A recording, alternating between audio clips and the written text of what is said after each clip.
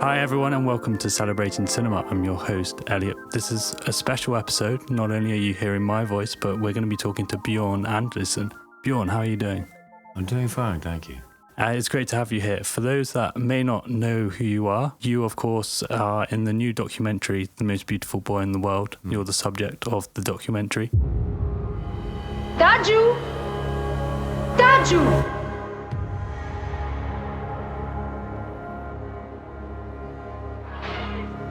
Quel âge a-t-il? Il a 15. Il est très beau. Dis-lui d'enlever son boulonnet.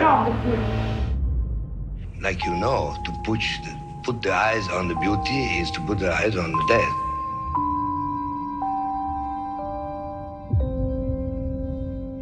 For some who may not know, that term was sort of thrown onto you in 1971, 1972 by Luchino Visconti after you starred in The Death in Venice.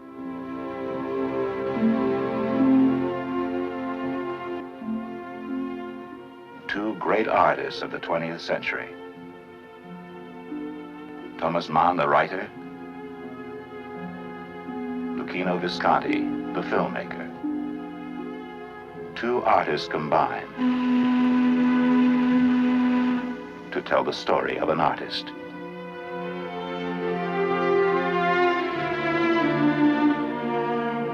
It's kind of followed you ever since, and this film, the documentary, Most Beautiful Boy in the World, for me was a very sort of raw and honest window into your life and sort of a snapshot of how cinema or film, or this film in particular, has marked you. And I wondered why now you felt comfortable to tell your story after sort of spending a lot of time in the lights. It really affected you. Why now you felt you wanted to tell your story? It's actually quite simple. It was a friend of mine, namely Kristian Petri, who said, we go back decades. Yeah. We both worked together and got drunk together, had good times together. And he said, and he used these words, Björn, I'd like to do a portrait of you for TV. And I said, well, portrait, yeah. It couldn't be so much. We're good friends. What is it supposed to say? Yeah. No. Knock yourself out. Yeah. No problem. What was it like for you to watch the film back yourself? Was it cathartic for you? Did it do anything for you, or did it just feel like another... Very undramatic. Yeah. I'm sorry. No. I can't provide any sob story on that. Began with that, and all of a sudden, it sort of, in a very quiet way, crept up from behind that this was going to be a little bit bigger than, 10 or 15 minutes. Had I known that from the start, I think I would have hesitated, at least. And maybe would not have wanted to do it. Well, I would have said, all right, in that case, I'm only in it for the money. The attention I don't need. I got an OD of attention way back then, so sort of been there, done that. Not interested. But all of a sudden, we're on a plane to Japan, to Tokyo, and all right, it's going to be a little bit more than 10 minutes. To, sort of played along like we did, all of us, both me and the crew. What was it like for you to return back to Japan? Because in the documentary you see Japan is probably perhaps where you really get a first glimpse of you being considered some sort of idol. For those that may not know, some say that you sort of birthed that whole idol culture. Yeah. It must have been very extreme for, what were you, 16 at the time? Yeah, and that was a surprise because I wasn't aware of that at all. These had been there, and, Then this manga thing was also a total surprise. I had no idea at all. Yeah. All of a sudden you're aware that you are the sort of origin of the manga thing. Yeah. And what? That is bizarre. Can you even register how weird it is? Hardly. Yeah. It's, it's a whole industry. Where's the money? Yeah. Come on. Yeah. Only jesting. No. But yeah, that was a real surprise. I met with Max Seki. Yeah, as your manager, right? Yeah, whom I actually had sort of a relationship to. Okay. The other guys, I mean, there are bigwigs in Sony and the other company with the chocolate thing. I maybe met them once, maybe twice when I was working there. So I didn't have a personal relationship with either of them. But it was nice and a little strange to see Max 50 years later. Yeah. That was also a little bit bizarre. You also sung some Japanese records. Yeah. Oh my. How was that? Do you also have a very musical background? For some that may not know, you also, or you were in a band, right? Sven Erik's. Well, the thing is that when I did those recordings, I was a real music snob, you know.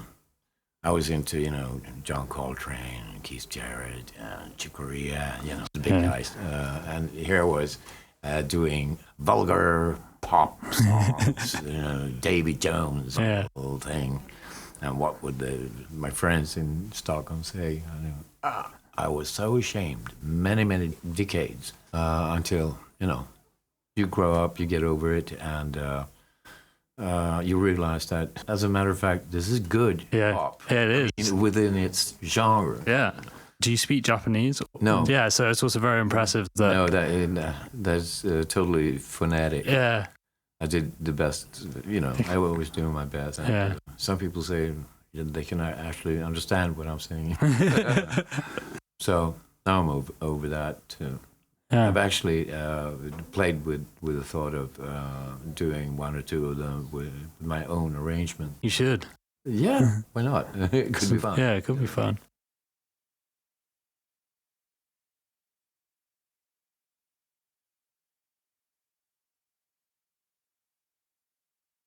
So this podcast is celebrating cinema, and normally it's for the love of film. But this must be sort of very strange for you if we look at the darker side of film and sort of how the price people are willing to take to make art or to make a film, and sort of the people that can then affect. And I wondered if you could talk more about your experience of making Death in Venice, not necessarily the production of it, but just your experience of living through that, and then what came after, if you're able to, and sort of how that really marked you and how you were sort of catapulted into this world and how it probably felt very hollow for you. It depends on which area and time we're talking about. Sure. I mean, doing the film was absolutely no problem. Yeah. The time of my life. Yeah. I mean, the very cool summer job and all that, and lots of friends on the set to, you know, play with, teenagers like myself. We were, you know, running around, going to discotheques and dance and get drunk and fall in love. All kinds of things that, you know, teenagers do. But it got to be a little pressing when I got home from the shooting. Because there was a lot of journalists and paparazzi around my grandparents' apartment. Yeah.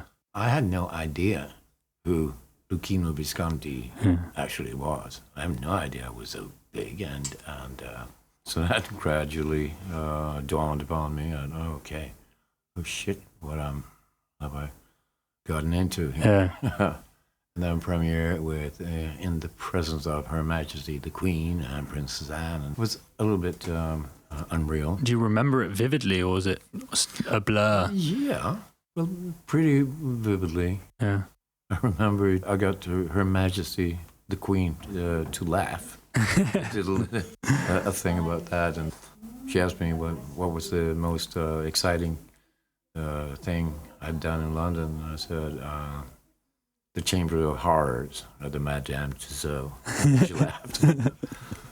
But that was it. It was the truth. That was fun. It was still, you know, a little fun. Yeah. Around there. But then and there, I think in London, Epithet was formed by Luchino. Okay. And I sort of resented that because I didn't think it was right, especially not for a communist that I thought were good people that cared about the good people and the unfortunates of this world. To let a 16-year-old sort of bear the weight of promoting the film just because he says so, I didn't think that was morally defendable. No, in any way. And it stuck. Since then. Yeah. It doesn't mean a hindrance if you want to do something else, like, why not? Music. What I also found interesting, you went to drama school and acting school. Yeah, by mistake. I was on my way to the musical academy, but Malmö acting school came. It's a longer story, but yeah, I was first in the queue, and I got in on the first try. So in the film, you say how acting or all these things didn't help with your inner darkness, and I wonder what you meant by that. I don't know if you remember that. Yeah. Oh, whoa, sounds good. Yeah. Inner darkness. Because maybe we can relate it to the fact that you then carried on doing some roles here and there, and I wondered why that was. After 7 years, I got a part was the main role. They needed a guy who could play classical piano, and I could. Okay. So I got the part. And then they awoke all the Death in Venice demons and the world's most beautiful and all that, and Tadzio and the whole shebang. So there you were again. And that was a little bit of, there can talk about a little bit of darkness. Nobody was focusing on what I actually could do, what I worked really, really hard for it. And it's in that film, it's called Bluff Stop. And I actually it is me playing the piano. Yeah. It's a skill. Yeah. Nobody gives it any light at all. Yeah. And that's the thing. I've been working my ass off. It feels like, that's a little dark, Yeah. But you get older, you get over it. Yeah. Maybe this is too big a question, but what's your perspective of why you think our society is so obsessed with beauty and sort of this superficial level of people? Superficial beauty. Yeah.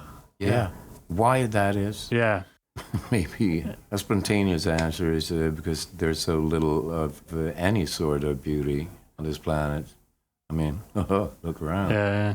Okay, Amsterdam is beautiful. We have beautiful spots left. But that might be it. I mean, beauty is in the eye of the beholder, but beauty you can find in anything. Not only art, architecture, you can... in the relationships you have with people. Do something beautiful. Yeah. Speak beautiful.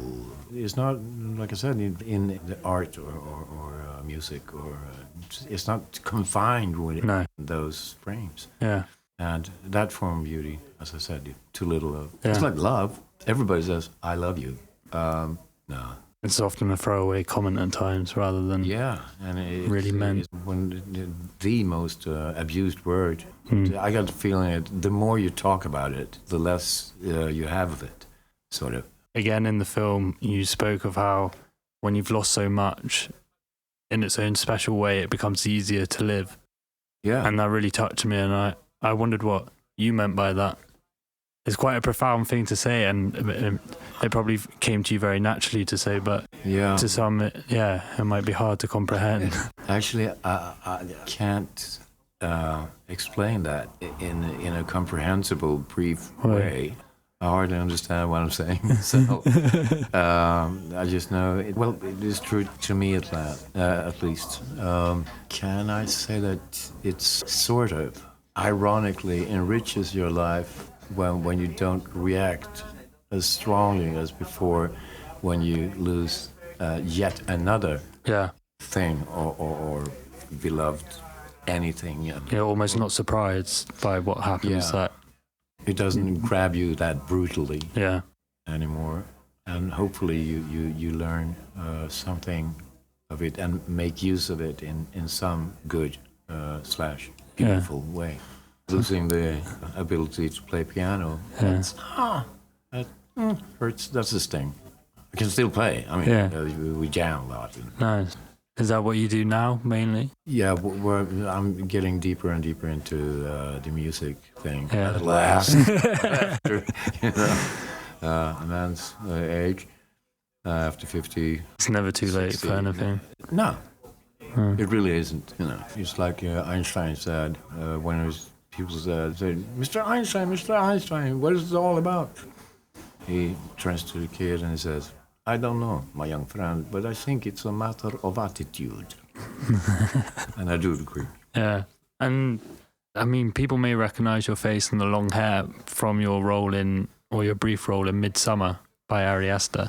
Yeah, I heard that. Somebody told me they had been presented. I don't know if in a newspaper or just something, that the guy from Midsummer by Ari Aster.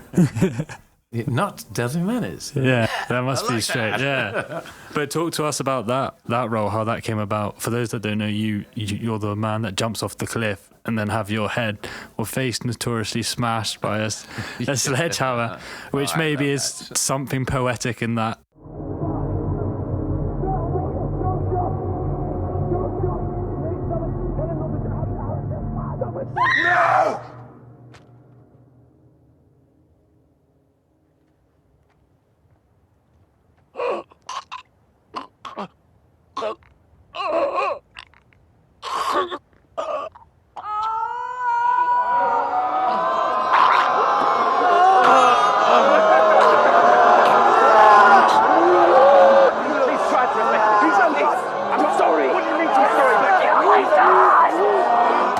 But yeah, how did that come about? So they did, and I couldn't figure out.